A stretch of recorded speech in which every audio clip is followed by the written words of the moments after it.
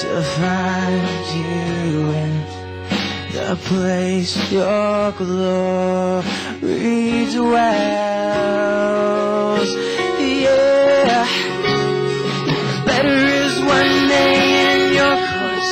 Better is one day in your house. Better is one day in your courts than thousands elsewhere.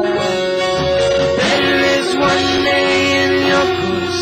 Better is one day in your house. Better is one day in your courts than thousands elsewhere. My heart and flesh cry out for you, the living God. Your spirit's water to my soul. I've tasted and I've seen. Come once again to me. I will draw near you. I will draw near to you.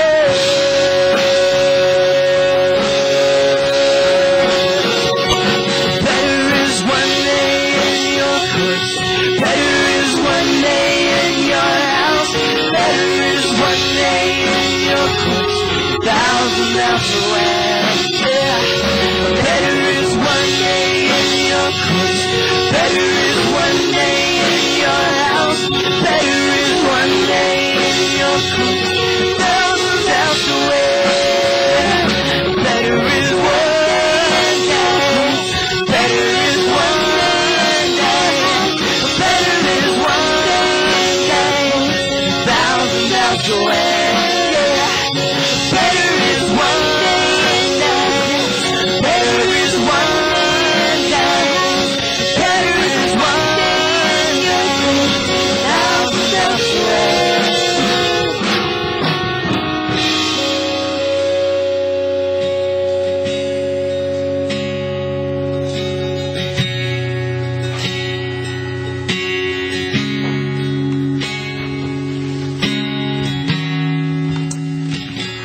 You know, as they had the tabernacle in the wilderness that would go around with the children of Israel, and eventually King David would have plans to build a temple in Jerusalem, and his son Solomon would finish those plans. And even within the temple there was that holy place, and inside that holy place was a room, inside the room the Holy of Holies. And it was separated from the rest of the temple by a huge thick veil. And it was a place where only the high priest went in once a year.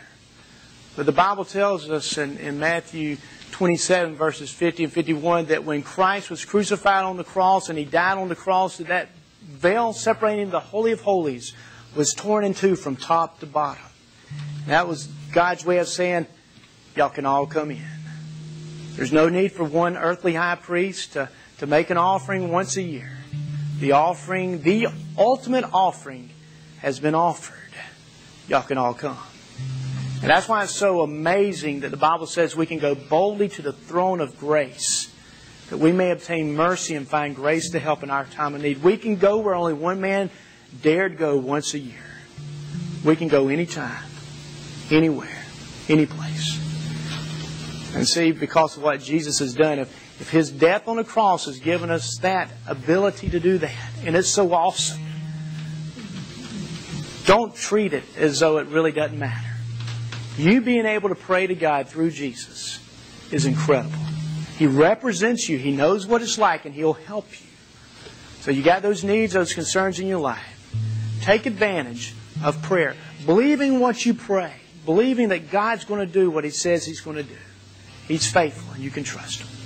So I encourage you with that this week. Whatever's troubling, whatever's so huge and heavy on your heart, you turn that over to God. Don't say, well, all I can do is pray.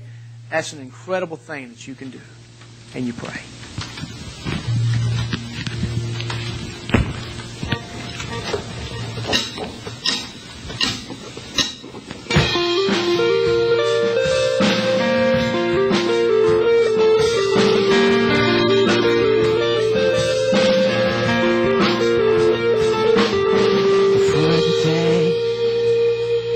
Before the light, before the world revolved around the sun, God on high, He stepped down in time and wrote the story of his life for everyone. And he has filled our hearts with wonder, so that we always remember. You and I were made to worship. You and I were called to love. You and I were given and free. Let's stand together as we sing. You and I embrace surrender. You and I choose to believe. You and I will say we were meant to be. Even the rocks cry out.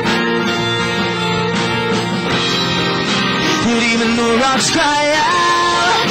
And even the heavens shout at the sound of his holy name. So let every voice ring out and let every knee bow down.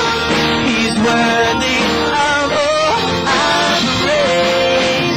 You and I were made to worship. You and I were called to love. Sing it out. You and I were given and free. You and I embrace surrender. You and I embrace